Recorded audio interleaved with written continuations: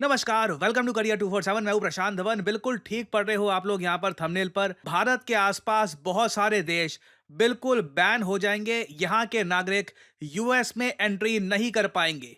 Donald Trump का जो plan है, जिसके बारे में मैं वीडियोस बनाता रहा था कि मोस्ट प्रोबेबली ये अफगानिस्तान और पाकिस्तान के नागरिकों पर बैन लगा ही देंगे। लग रहा है कि ये जो बैन है 40 कंट्रीज से भी ज्यादा देशों पर लगेगा और इनमें से कई देश भारत के फ्रेंडली कंट्रीज भी हैं। यहाँ पे आप देख पाओगे, इस पर दर्जनों आर्टिकल आज के समय पब्लिश हो रहे हैं कि 40 से ऊपर देशों पर Donald Trump travel ban impose करने वाले हैं। न्यूयॉर्क टाइम्स ने इससे रिलेटेड एक ड्राफ्ट लिस्ट रिसेंटली पब्लिश कर दी थी। उसके बाद कई कंट्रीज में नर्वसनेस फैल गई, क्योंकि अगेन हर कंट्री के बिजनेसमैन चाहेंगे कि यूएस, जिसको दुनिया की सबसे अट्रैक्टिव मार्केट माना जाता है, वहां पर उनको जाने का अवसर मिले, उनके स्टूडेंट्स यूएस में पढ़ पाए, यूएस यूनिवर्सिटीज में जा पाए। बट लगता है कि आने वाले समय में यूएसए में एंट्री कर पाना, इसका एक्सेस भी बहुत ज्यादा प्रिविलेज्ड कंट्रीज को मिलने वाला है। यहां पे आप देख पाओगे ट्रंप मोस्ट प्रोबेबली 43 कंट्रीज पे लगाने वाले हैं ट्रैवल बैन। ये जो आर्टिकल जब न्यूयॉर्क टाइम्स ने पब्लिश किया, उसके बाद इन सब 43 कंट्रीज की सरकारें पैनिक में आ गई और इन सब कंट्रीज की गवर्नमेंट आज के समय यूएस से बात करने की कोशिश कर रही है और पूरा प्रयास किया जा रहा है इन देशों द्वारा कि अपने देश को ये ट्रंप की लिस्ट से हटा दे। नाउ ये कौन कौन से देश हैं जो बहुत ही जल्द बैन होने वाले हैं और इनके पासपोर्ट होल्डर्स यूएसए में एंट्री ही नहीं कर पाएंगे, ये मैं आपको बताता हूं। नाउ इधर आप देख पाओगे इस आर्टिकल में ये यहाँ पे है ड्राफ्ट। नाउ एक बात नोट करना, कंट्रीज को 3 कैटेगरीज में डिवाइड कर रखा है। एक है रेड ट्रैवल बैन, फिर है ऑरेंज ट्रैवल बैन और फिर येलो ट्रैवल बैन। जो रेड कंट्रीज की लिस्ट है, इनके नागरिक तो कहीं से भी यूएस में एंट्री नहीं कर पाएंगे, चाहे कोई कितना भी अमीर हो, कितना बिलियनियर हो। Simply no entry in the United States of America. कौन कौन से देश हैं? अफगानिस्तान, वेल काफी हद तक समझ में आता है, कंट्री अभी भी कंप्लीटली कंट्रोल में आई नहीं है।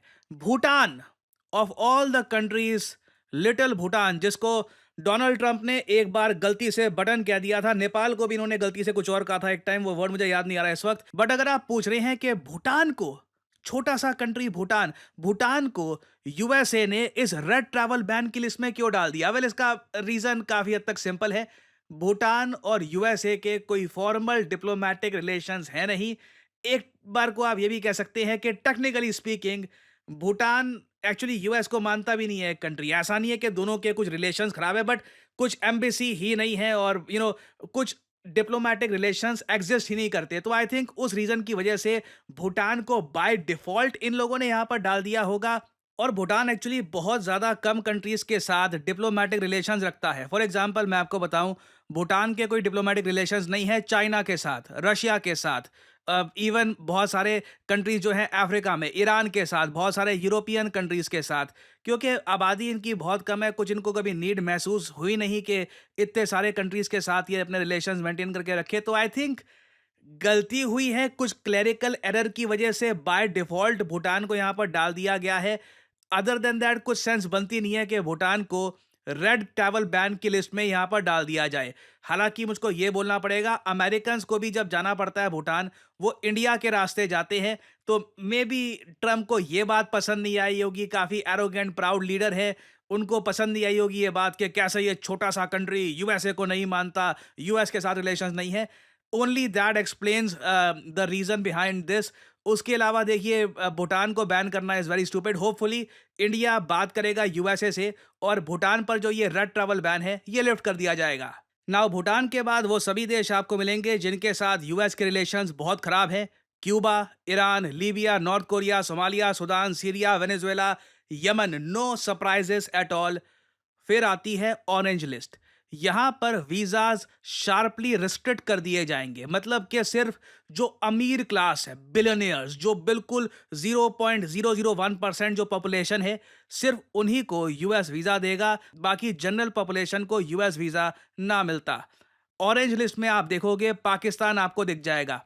मैं आपको ये बता दूं, अभी तो ये ड्राफ्ट है, अभी एक्चुअल ऑफिशियल लिस्ट है नहीं। पाकिस्तान पीछे से जान लगा रहा होगा, इनके डिप्लोमैट्स, इनकी सरकार यूएसए के सामने हाथ पैर सब जोड़ रहे होंगे कि प्लीज हमको ऑरेंज लिस्ट में ना डाल दो, हमारी इकोनॉमी बर्बाद हो जाएगी। क्योंकि होगा क्या, मान लीजिए हाइपोथेटिकली स्पीकिंग, पाकिस्तान को जेन्युइनली यूएस ऑरेंज लिस्ट में डाल देता है, उससे देखिए पाकिस्तान से होगा मास एक्सोडस। जो भी थोड़े बहुत मिलेनियर्स पाकिस्तान में बचे हैं, करोड़पति लोग जो थोड़े बहुत यहाँ पर बचे हुए हैं, ये पाकिस्तान से इमीडिएटली भागेंगे।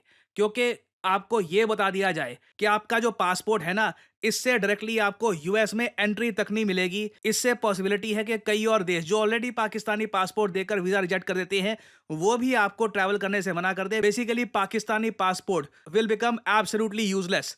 तो कोई बड़ी बात नहीं है। पाकिस्तान में ना हर किसी का मिशन बन जाएगा, पैसा कमाओ, किसी और देश की नागरिकता पकड़ लो, चाहे कोई छोटा सा कैरेबियन देश भी क्यों ना हो। 3-4 करोड़ रुपए जितने उनको देने हैं दो और वहां की नागरिकता पकड़ लो। क्योंकि मुझे लगता नहीं है कि यूएसए के ट्रैवल बैन के बाद बहुत सारे मिलियनेयर्स पाकिस्तान में रहना चाहेंगे। कई पाकिस्तानी क्रिकेटर्स हैं, ये ऑलरेडी एक रूट ये अपना रहे हैं कि इनको ब्रिटिश सिटीजनशिप या फिर किसी और देश की नागरिकता मिल जाए ताकि ये आईपीएल में खेल पाए। फॉर एग्जांपल, मोहम्मद आमिर के बारे में आपने सुना होगा, फेमस पाकिस्तानी फास्ट बॉलर है। माना जा रहा है कि आईपीएल 2026 में ये पार्टिसिपेट कर सकते हैं और जो बिडिंग हो रही होती है प्लेयर्स की, वहां पर ये खुद को रिप्रेजेंट करेंगे एज ए ब्रिटिश प्लेयर। ये कोहली की बात नहीं कर रहा, मोहम्मद आमिर की बात कर रहा हूं। He will represent himself as a British player. कुछ थोड़ा बहुत ये ऑलरेडी स्टार्ट हो चुका है। बाकी अगर ये बैन लग गया, पाकिस्तान की इकोनॉमी को मैसिव मैसिव शॉक लगने वाला है। म्यांमार, इंडिया के पास एक और देश है, म्यांमार के रिलेशंस यूएस के साथ अच्छे हैं नहीं।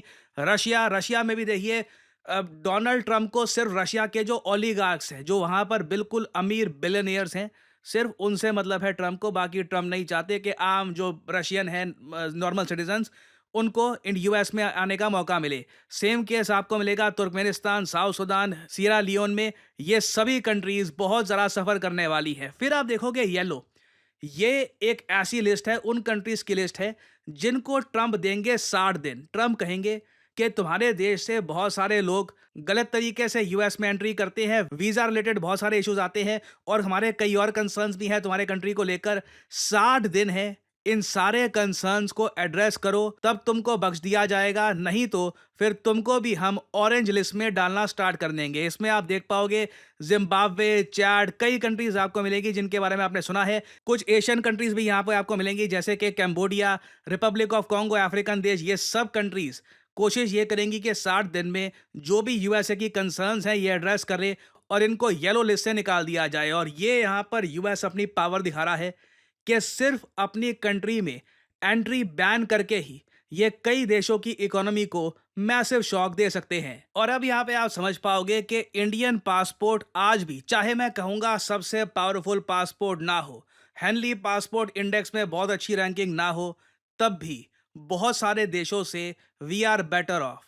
एक बार को ठीक है, वीज़ा के लिए अप्लाई करना पड़ता है, टाइम लगता है एंड ऑल दैट, वो फिर भी एक बार को आप कह सकते हैं टॉलरेबल है, कंपेयर टू के बिल्कुल आपको एंट्री ही ना मिले यूएस जैसे कई और कंट्रीज की। तो इंडिया को ऑब्वियसली यूएस कभी ऐसा बैन लगा भी नहीं सकता है। India is far two important.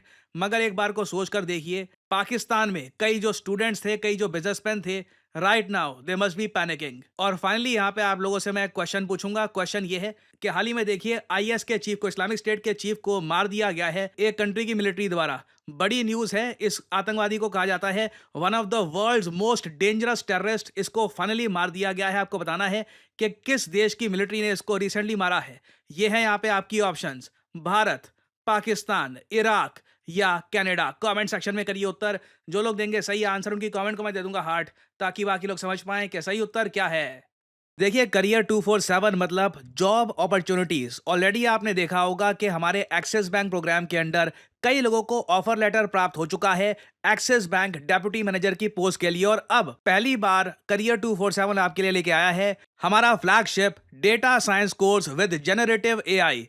आज के समय मार्केट में कोई भी कंपनी ऐसा कोर्स ऑफर नहीं कर रही जहां पे आपको मिलती है लाइव क्लासेस। आप यूजुअली डेटा साइंस का कोर्स परचेज करेंगे, प्री रिकॉर्डेड क्लासेस आपको पकड़ा दी जाएंगी, मगर यहां पे आपको मिलती है live classes. World renowned teachers, for example Deepayan सरकार सर, ये आपको पढ़ा रहे होंगे। ये बाय द वे काम कर रहे हैं with the government of Singapore as an AI adviser. और करियर 247 के डेटा साइंस कोर्स को कंप्लीट करके आप बिल्कुल आराम से 7 to 9 लाख पर एनम की जॉब लैंड कर सकते हैं। That is very much possible. और अगर आपका सवाल यह है कि अगर आप एक डेटा साइंटिस्ट बन गए तो आप काम कहाँ करोगे, किस इंडस्ट्री में काम करोगे, हर जगह आपके लिए दरवाजे खुले होंगे, चाहे एफएमसीजी सेक्टर हो या फिर फार्मा सेक्टर हो, आप गवर्नमेंट में काम कर सकते हैं। इवन करियर 247 में मैं आपको बता दूं, हम लोगों ने बहुत सारे डेटा साइंटिस्ट हायर कर रखे हैं because every company needs data scientists. इनकी डिमांड बढ़ती जा रही है। और आपको करना क्या है, अभी भी आपके मन में बहुत सारे सवाल होंगे। आप सिंपली क्या करिए, ये जो वीडियो आप देख रहे हैं इसकी कमेंट सेक्शन में आपको जाना है और यहां पे आपको लिंक मिल जाएगा build your career with India's first data science and machine learning gen AI course. इस लिंक पर करिए क्लिक। यहां पे आपके सामने ये पेज खुल जाएगा। यहां पे अपना नाम, ईमेल, फोन नंबर और ऑब्वियसली यहां पे कोड डालिएगा PD10, ताकि आपको डिस्काउंटेड रेट पर ये कोर्स ऑफर हो। कोड आप अगर नहीं डालेंगे तो जो भी आपको प्राइस ऑफर किया जाएगा इट विल बी एलिवेटेड। तो मैक्सिमम डिस्काउंट पाने के लिए यूज द कोड PD10। हमारी तरफ से आपको कॉल आएगा, you can ask your questions. और अगर आप खुद को देखते हैं as a data scientist in the future, then you can start with career 247 data science and machine learning with generative AI course. ऐसा कोर्स आपको वैसे मार्केट में मिलेगा नहीं, विद लाइव क्लासेस और साथ में आपको वेरियस और टूल्स भी मिलेंगे। और बाय द वे, इस कोर्स से रिलेटेड और जानकारी मैं वेरियस और वीडियोस में आपको देता रहूंगा। सो अगर आप इंटरेस्टेड हैं, use the code PD10 and get in contact with the career 247 consultant. और इसी नोट के साथ यह है वीडियो कांत। Thank you for listening and as I always say, may the gods watch over you.